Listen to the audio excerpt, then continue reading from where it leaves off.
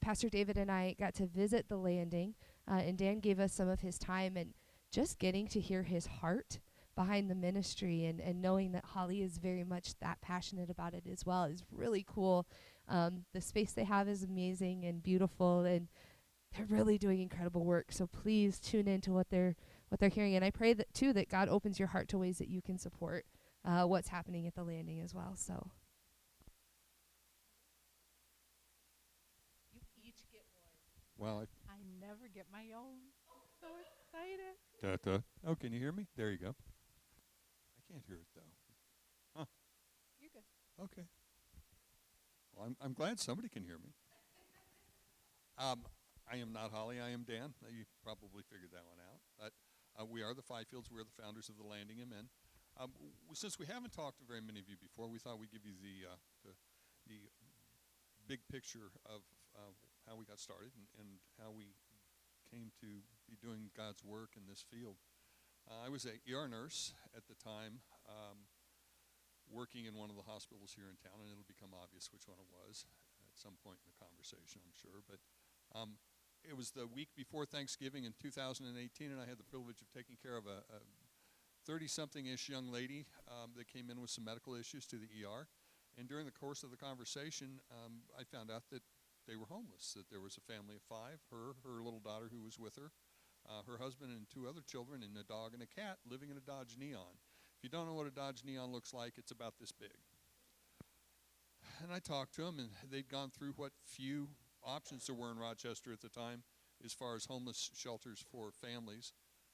There really wasn't an emergency shelter, nor is there still no emergency shelter for families, but Interfaith Hospitality Network, which is now known as Family Promise, was operating in Rochester, housing families that were experiencing homelessness at different churches. They'd rotate every week. They'd go to a different church. But because of the dog and the cat, they couldn't stay there. It just didn't work out well for them. They tried the Dorothy Day House, which is an emergency shelter for adults, single adults, and that, again, they weren't set up for the family, nor were they set up for the dog and the cat. So they ended up staying at hotels until they ran out of money. They were from Ohio. They were in town for Mayo Clinic because the husband had some medical needs that they were trying to get met. Ran out of money and ended up staying in their car. I had social services come down and talk to them. We sent them with some blankets and the county handbook that gives you resources and things like that, and some food. And that was on Monday. I didn't think much else about it until I came into work Thursday. It was a cold morning. We had our first cold snap that night. It got down below 0. And I looked up on the tracking board, and there was their name again. So I went out and I talked to them real quick out in the triage booth. They were with another nurse, and just said hi to him. The little 4-year-old came up and gave me a hug because I'm Papa Dan. Little kids do that for some reason. But anyway, I guess it's because of all the grandkids, right? Maybe. But they wanted to talk to me, so I went back and spoke with them, and I said, what can I do to help? And they said, well, try and find us a place to stay. And I'd learned a little bit between their first visit and this one that Rochester just had nothing as far as homeless shelters or any way or any place for a family to really get help that they hadn't gone through. But I told them, I said, I'll make a couple of phone calls and see if I can't find something for you. So I called the Salvation Army and talked to their social worker. I called Aaron Wagner, who's a pastor out of Bear Creek Christian Church. They own the Crossroads College campus that they at the time were converting into single-family, low-income housing. But they didn't have anything available either. So I just left them a message. When I got off the phone, it took me about 10 minutes to make these phone calls. The charge nurse came up to me and started questioning me about why I was interfering or doing something for another nurse's patient. Well, I explained to her that I'd taken care of these people, this young lady, on Monday, and that they asked for me and they asked me to help them. It took me about 30 minutes to explain to her what was going on and get her to understand that there shouldn't be any problem with this. Everything was fine the rest of the evening. I went home, came back in the next morning, worked a little 4-hour shift. I saw my boss. I saw my boss's boss. Nobody said anything to me. I got home at about 12:30, the phone rang. And it's the voice of this person from Human Resources going, Dan, we need to talk to you. You need to be here for a 3:30 meeting with you, your boss, and Human Resources. And I'm going, well, what about? Well, I had a clue because of the way the charge nurse acted the night before that it was about that family. But I said, okay. Texted Holly, told her what was going on. She said, well, let me know when you get done. So 3:30, I wander into the Human Resources office, and I sat down, and they said, the family you took care of yesterday, it's our understanding that you gave them your phone number, your personal contact information. And I said, no. I explained to them what had happened, that the husband had given me his cell phone number, that I made a couple of phone calls trying to find them a place to live or a place to stay. And they looked at me and they said, well, when do you work again? I said, I work tomorrow. When this was on Friday that they called me in, I said, I work Saturday, I work Monday. And they said, well, you're suspended for those 2 shifts pending further investigation and possible termination on these charges. And I stopped for a minute and I looked at him. I said, I always love watching people's faces because your face is what we did too. Yeah. What? I said, you're telling me I'm suspended and possibly going to lose my job because I tried to find a homeless family shelter. And they said, well, that's what we're going to investigate. So I got up and walked to the door to leave, and I turned around, I looked at him, I said, well, just so you know, I gave Lizzie $40 on Monday so she could buy her medications because they didn't have any money, because I knew that was going to tick them off. And I just figured, well, if they're going to play this game, I'm just going to double down and just tell them this. So I walked out, and I sent Holly a text, and I said, I think you probably better call. Well, she calls me. I told her what happened. She's very mild manners. Her voice doesn't raise an octave ever. It went up about 10 octaves when I said that they suspended me. She goes, they did what? And she works with breast cancer patients, and she works in this big room with all these docs and everybody. And you could hear everybody's head snap around going, they said what? So that was the start of our weekend. It was a very long weekend. I started nursing at the age of 46. It was my midlife crisis. You know, it's no fast cars for me. I wanted to go in and be a trauma nurse, so that's what I did. And it was what I loved to do. I loved to take care of people. Well, my love for taking care of people and God's thought for what I needed to be doing, taking care of people, were 2 totally different things. But we cried and we prayed and we thought and we said, how does this happen? And we tried to go. It was right before Thanksgiving. Who was it? Crowder was down at the Christian group. Crowder was down at Civic Center for big church night out. We go. I make it about 10 minutes. I looked at Holly. I said, I can't do this. I hadn't slept all weekend. I was a mess. I was a wreck. We went home. I tried to go to sleep. I get up at about 4 o'clock and I hit my recliner, go upstairs and hit the recliner. And I just sat there and I broke down and I said, okay, God, I can't do this anymore. You need to tell me what it is that you want me to do. You need to make it abundantly clear because I don't know. I don't get it. And I told him I was all in. I'll do whatever it is. You just need to make it clear. I can't go back to work at some place that they're suspending me for trying to find a homeless family shelter. If that other nurse doesn't like me that much, is she going to put narcotics in my bag and say I'm absconding, I'm misappropriating narcotics? I mean, I like my nurse's license. I worked really hard for that, and I didn't want to play that game. But I said, you got to tell me what it is you want me to do. Well, I said that. I made that promise to our God. And right after I made that promise, the anxiety lifted and the vision in my head came in of a warehouse in Rochester, Minnesota, taking care of homeless people. And I thought, okay, that's what we're going to do. I got my laptop, and Holly, you pick it up from there. So I get up at about 6, and I come upstairs, and he's the better half of us, for sure. I call him my walking heart. And I come upstairs, and he's in his recliner with his laptop on his lap and tears streaming down his face. And I said, what's the matter? He said, I know what we're supposed to do.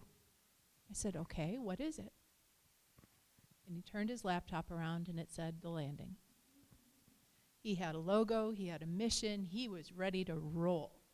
He said, this is what God wants us to do. Who am I to argue with God? I said, okay. So Dan went in that day. He quit his job that day. And we haven't looked back. Bye-bye. Cut our income in half. And I can honestly say we have lacked for nothing. Nothing. Well, my Ferrari didn't show up, but no. Heart, not great sense of humor. No. No, we've lacked for nothing. And I don't think we've ever been closer to each other, closer to our God, closer to our community. And it has been the best thing that we've ever done. We haven't looked back. So where do you start when you're going to start something and you have no idea? We're two nurses. We're not social workers. We're not experts in homelessness. We know nothing. We weren't experts. Still a lot to learn. So we called the social worker at the Salvation Army to see what services were available in Rochester and what was needed and how can we help best. And started talking to people smarter than us, people that were working in that space. And we started by building relationships, because that's really what it's all about, is about relationships. So Dan started walking the skyways and the subways and visiting the parks and the ramps and the bridges, bringing clothing, food, water, and mostly just getting to know people, looking them in the eye, learning your name, learning your story, learning what you need, and then following through, because trust comes really, really hard for these folks. Our executive director now, Alex, said every inch of trust that we gain takes miles of distrust as we walk with them. And so Dan started walking those miles and showing up every day. And then we knew that a day center was needed. We knew that those experiencing homelessness really needed a place where they could find shelter and support and be safe and be treated with kindness and respect. Yeah, at the time, there was really no place in Rochester for somebody that's experiencing homelessness to exist outside of a public space like the public library. That was really it. Salvation Army didn't offer any place except for during lunch or breakfast they could go into. That was just an hour stint. But quite honestly, the public library, which seems to be the nationwide central location for homeless folks because it's open to the public. But you have somebody in there that's got a psych issue or is intoxicated, it doesn't often work out well. It doesn't have a good ending, and they will end up getting trespassed. And then it's even worse because you don't have any place to exist. So, we learned really quick that that's what we needed to do. But I wanted to interject the one thing that the biggest joy for me is to go up to somebody that you haven't talked to before and have them look at you like, what in the world do you want, and get out of my bleeping face. And when you're done talking to them and walking away, they're smiling, going, thank you. That's what makes it worthwhile. All right. Yeah. So we started looking for buildings. And, the vision we had in our head, we started looking at smaller commercial properties, even some bigger homes. We looked, and doors kept getting closed. We looked at a house. It was a really nice house, and it could have been really cool for 2 offices. But we learned. Yeah, God knew what we needed, and he, not only does God open doors, he closes doors. We were just talking about that. And so in the meantime, we said, well, let's up our game with our outreach. So we got a 20-foot box truck, loaded it with shelves, filled it with clothing, camping gear, food, water, medical supplies, all the things. You've maybe seen Mo. We call it Mo, our mobile outreach unit. He's kind of our mascot. And started taking that out. And then 2020 hit, and a pandemic. And in a strange kind of way, the pandemic was really a blessing for this endeavor, because it shone a light on very clearly on this issue. Because where do you shelter in place if you don't have shelter? Right?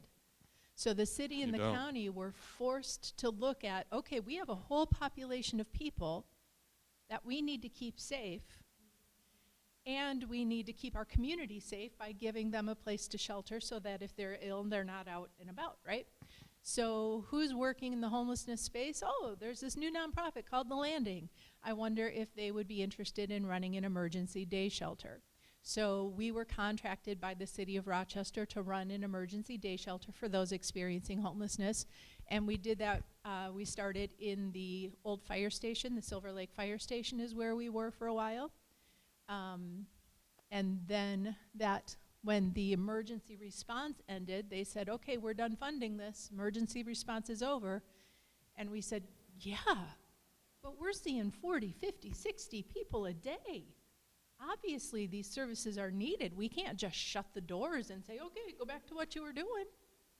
So at that point, we decided that we were going to be a privately funded, fully privately funded nonprofit, and we were going to continue and perhaps expand those services. So we went on the hunt for a building, and we have landed in, it used to be the old National Pawn Shop. Do y'all know where we are? Couple people. So you know where the government center is? And there's Flats on 4th, kitty corner from it.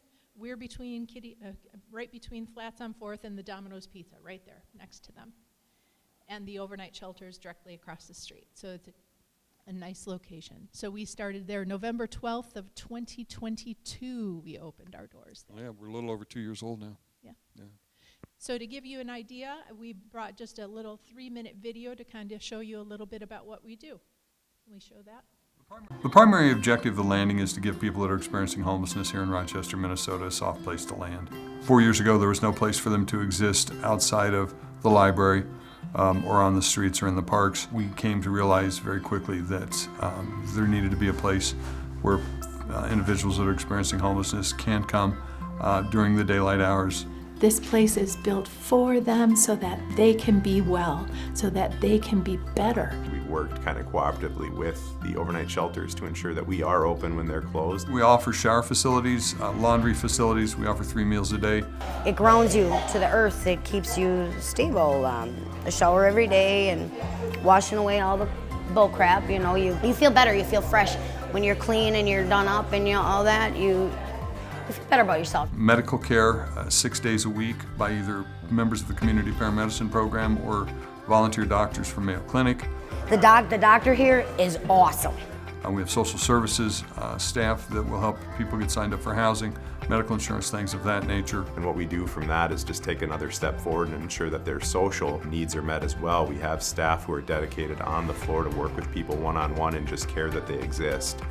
We meet a lot of clients throughout the day who've sort of forgotten their intrinsic value as human beings. And we remind them of that just by seeing them, knowing their name, and coming to know their story a little bit. We do offer storage for the clients. It just gives the clients a little bit of security knowing that they have a place where they can keep some personal items that they know is going to be safe and kept dry. Our staff is great. We have individuals with lived experience that understand where our clients are coming from, understand what our clients are going through and help them try and figure out what it is that they need and where they want to go. At first, when I first came here and I really didn't know what the future was going to bring, it's scary. Especially with me being, I don't have a vehicle, I'm handicapped with a walker. I get a disability check every month, but it's not enough to get me through. I mean, these people are wonderful, they're great. They'll do anything for you. They'll bend over backwards. I think the staff here is awesome. I feel like they have good hearts. They referred me to Echo, and I've been working with them on getting housing. So if it wasn't for the landing, I don't know where I would be. Giving back and helping fill up other people's cups is definitely what continues to fill mine. It actually helps you focus on your future in positive things in your life. So, this place is nothing but positive.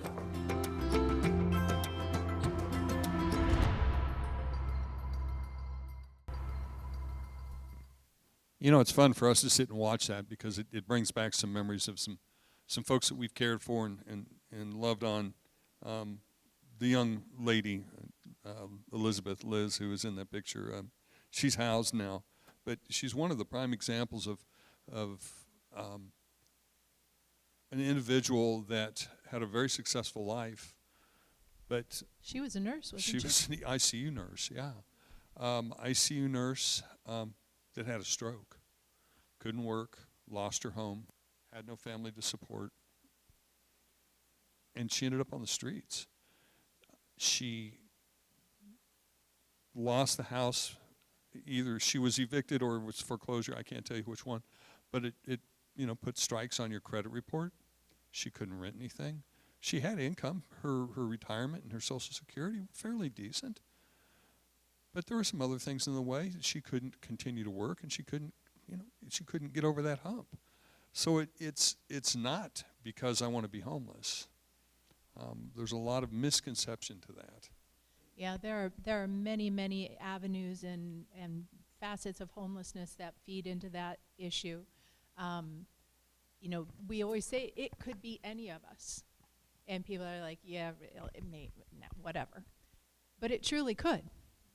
Look at our friends in North Carolina and California that are homeless right now because of natural disasters. And that's how Rochester started, right? Was a natural disaster, a tornado that ripped through the town. It could be us.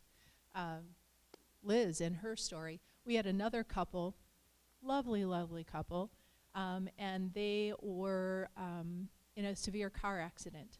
And he needed a rod in his spine, rehabilitation, and the medical bills became really outrageous. They made it through, and then they were in a severe car accident. Another medical emergency. And between all of that, they could no longer make their mortgage payment. It was, do we feed ourselves or make our house payment? And they lost their home. So it truly could be any one of us or somebody that we love very easily. And the other thing, and this one, and I don't know why this hit me today, but sitting back there and I asked Holly, I said, is this person's name?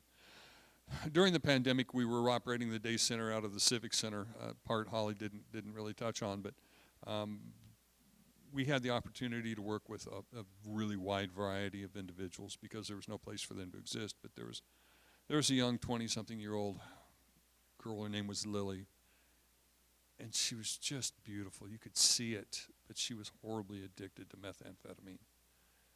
And we were so proud of Lily because Lily got sober. And Lily was on her way to being healthy again until she relapsed. And the bad thing about being sober and relapsing is that you go back and you start to do the amount of drugs you used to do, and it killed her. She ended up in the ICU and died. Those are the things that hurt because there is so much life out there that gets wasted because of drugs and alcohol and just, I can't do this anymore. I can't tell you how many we lost in the last 2 years on the railroad tracks due to suicide. It is so sad that we can't do better. Here, I'm going to get on my pulpit again. But it breaks my heart, the loss that we see, the lives that we see that are affected by homelessness, and the attitudes of the norm about why don't they just go out and get a job? They're just lazy, drunk drug addicts. And that's not necessarily the case. Holly will talk about this in a minute because I know where she's probably going to go after this, but people don't think the way you and I think when they're homeless. Their brains don't function the way our brains function when they're homeless. I could be a high school kid, go to a party with a bunch of friends, and they say, here, just try this. And that peer pressure goes and it kicks in and I say, yeah, I'll just try this once. And from what I've been told, you do meth once and you're always going to do meth. It's one of those things you just do and your life just spirals out of control. Your family tries to support you. You don't get that support. It blows up. And that's if it's not laced with something horrible and it costs you your life for that one attempt.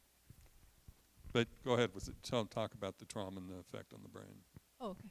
I can tie it all in. We do this. We shoot from the hip on this a lot. So sorry. So what we do is important. How we do it is even more important. We have four core values. First one is respect. Humanity. Let's start with humanity. Humanity. Because we're all human. We all have the same basic needs. We all need to be fed, clothed, warm, loved. Right? Second one, respect. Because how we get those needs met might be very different based on culture, based on nationality, based on religion, based on socioeconomic background. How we get those needs met could be very different. So we have to be respectful of one another as we're just trying to get our basic needs met. And so I think it's super important that when we look at folks that are struggling in life, it's easy to put a label on them and look at them simply as a barrier to my own life or what I perceive the beauty in my life to be.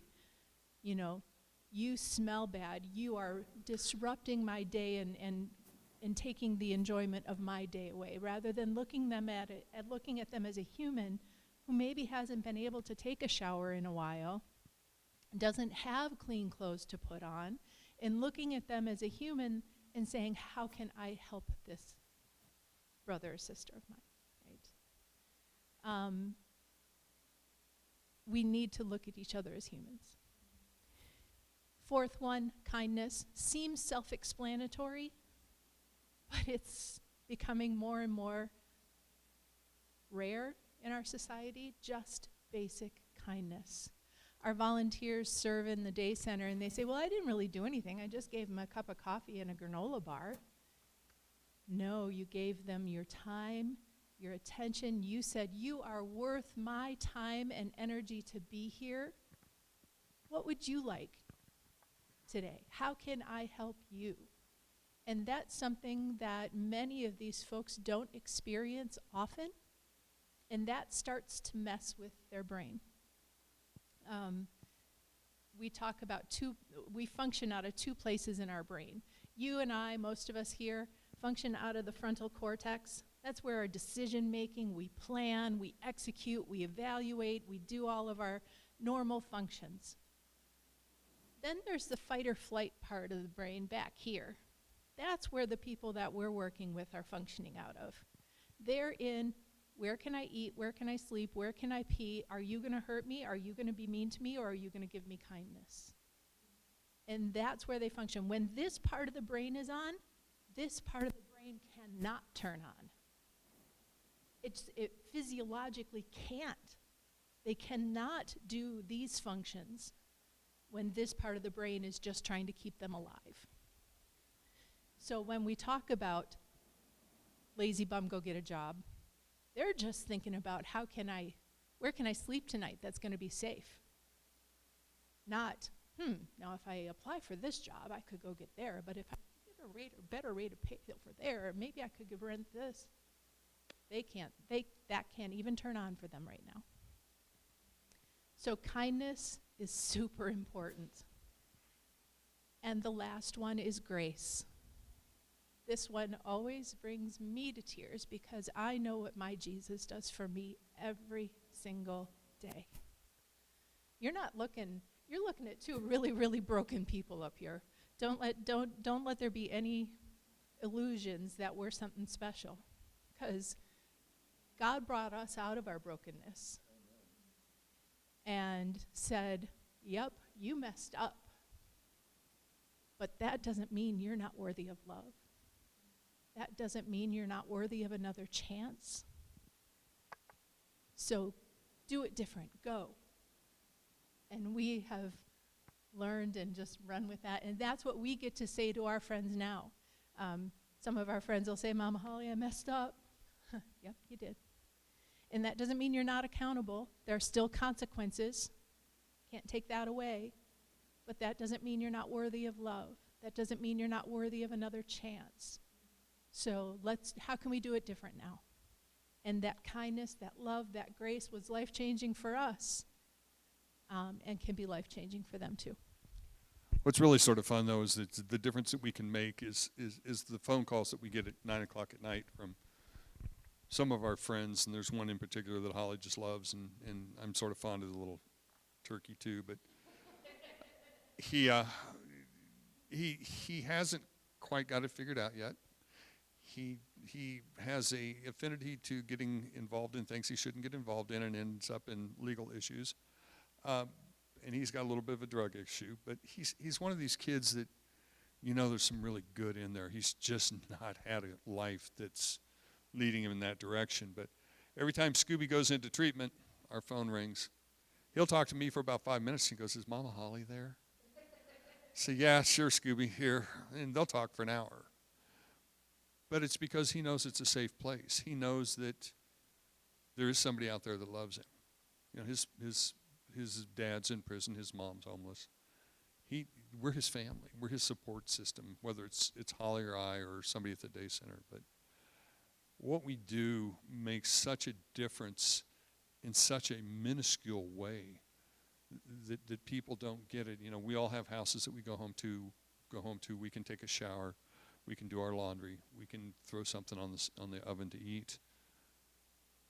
Folks that are experiencing homelessness don't have that. They don't have the opportunity to go home and take a shower or sleep on a soft bed or anything like that.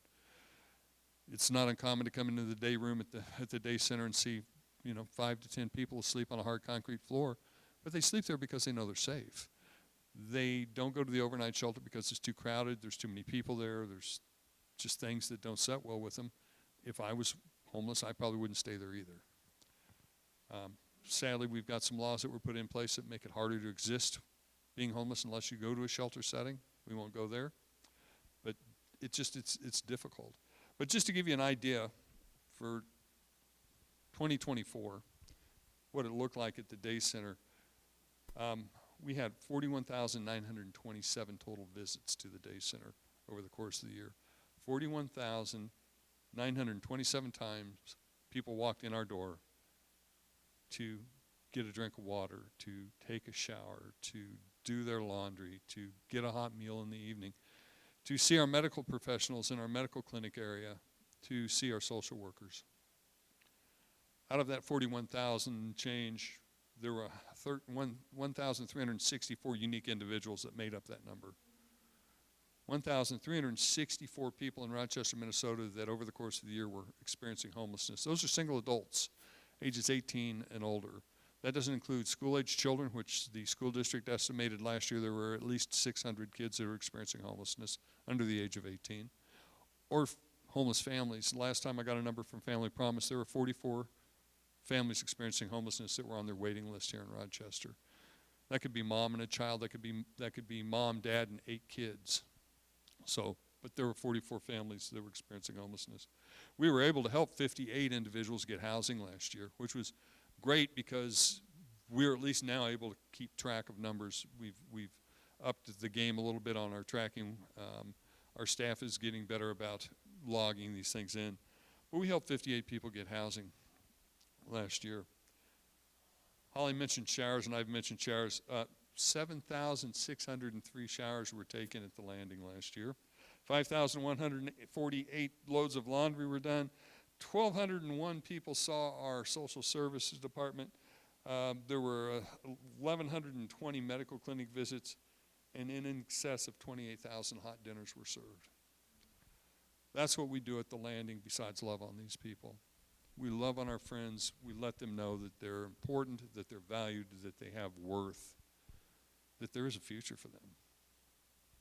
So we're getting to end time here. So I thought I'd end with one more story, one more guest of ours. Dan met him, he was living under a bridge with 9 other people, something like that. And again, distrust. There's this bald white dude walking up to me. What does he want? What's he think he's going to do for me? Clean, well-dressed white dude. And so Dan looked around and he said to this guy, I don't know you, I don't know your name, I don't know your story, but I know you don't belong here. Talk to me. Tell me about you. Learned his name, learned things he needed, how we could help, and he showed up day after day, following through on promises, kindness, humanity, respect, grace, and finally said, we've got a day center. Why don't you come to the day center, take a shower, rest a little while, be comfortable. Kudos to him. He said, okay, I've gotten to know this guy. I'll trust him enough and I'll go. They might not be nice to me, but I'll go and give it a shot. Because he's used to standing outside Quick Trip to grab a little Wi-Fi, and he would say, I couldn't even look up from my phone because I couldn't stand to see how people looked at me. They looked at me like I wasn't even human. They would throw food at him, spit at him, yell at him. So that's what he was looking forward to getting. And he walked in the day center, and our staff met him with, hey, we heard you might be coming. So glad you're here. Are you hungry? The next day he comes back, and he's, how about a shower today? We've got some clean clothes. How can we help you? Day after day, he came to the day center, building relationships, getting those basic human needs met. And he started to think, wow, if these people can love me, maybe I can love myself. Maybe I am worthy of something more than what I'm doing living under a bridge. He went to treatment. He got clean, he got sober, met the love of his life. They now have a baby girl. Tallulah's 2? Almost 3. He is a peer recovery specialist now working to help other folks. He was on our staff. He had to leave our staff to go to school. Shame on him. But as of January 1, became our newest board member. So that's how all those things work together. Gives me goosebumps, and I've lived it. So thank you for your support, our community. We can't do what we do without our community built around us. I think we had the question for the day was going to be, how can you respond? How can you make a difference for the least of these? So we'll close with that. We ask for your prayer. We ask for your support for us, for our guests, for our city, county, state, and national leadership that are making decisions that impact them. And we're here to answer your questions if you have any. Awesome. Well, thank you, Dan and Holly, for sharing. And I have to be honest with you, I happen to be friends with that person. And he is an amazing human being doing incredible things, working for a lot of the recovery organizations in town. And he is just a blast to be around. So I should talk to him and be like, Tyler, come on. But thank you so much for sharing. I get these mixed feelings when I hear you share about the numbers because I want to be excited. And then it's like, that's a lot of people, though, that are hurting and broken. And so thank you for the ministry that you do. And truly, we're going to spend some time with this question. How do I respond to and make a difference for the least of these? And it's so important that we're thinking about that. We're called to that. That's not just an option. It's not just something that we get to, do I want to help today? No, that's actually what the Acts Church was about. And that's what Jesus calls us to. And that's what being Christ-like is. So we're going to go ahead and pray to close out for our day. And if you would we're going to pray over Dan and Holly. We're going to pray over the ministry of what's happening at the landing. And then we will send blessings as you go. So let's pray for Dan and Holly. Heavenly Father, again, I get these mixed feelings when I think about the landing because, Lord, I love the ministry that they're doing. And I also want to see their numbers go down because I want people to not be fighting this battle, Lord. But thank you for putting this vision in Dan's heart, Lord, and for giving him so much clarity about what you intended him to do and what you intended for him and Holly to partner in, Lord. I know there's been late nights for them. Lord, I thank you for your peace and your rest that you've given them, Lord, and I just pray for continued peace and rest. I also, Lord, I just pray over this new season as they're stepping into a new space with a new ED, Lord, that you would continue to bless the ministry, Lord, but that you would put a special blessing on Dan and Holly. Lord, they've served you and they've served you well. Lord, would you continue to support the landing, God? There are so many amazing stories. People with lived experience serving those who are in a similar position to what they were once in, Lord. Thank you for the restoration that you're bringing. Thank you for the healing that you're bringing. Lord, I just pray again your special blessing over the landing, Lord, and that you would move in our hearts. Show us ways that we can serve the landing better and serve the homeless in our community better. I pray this in your holy and wonderful name.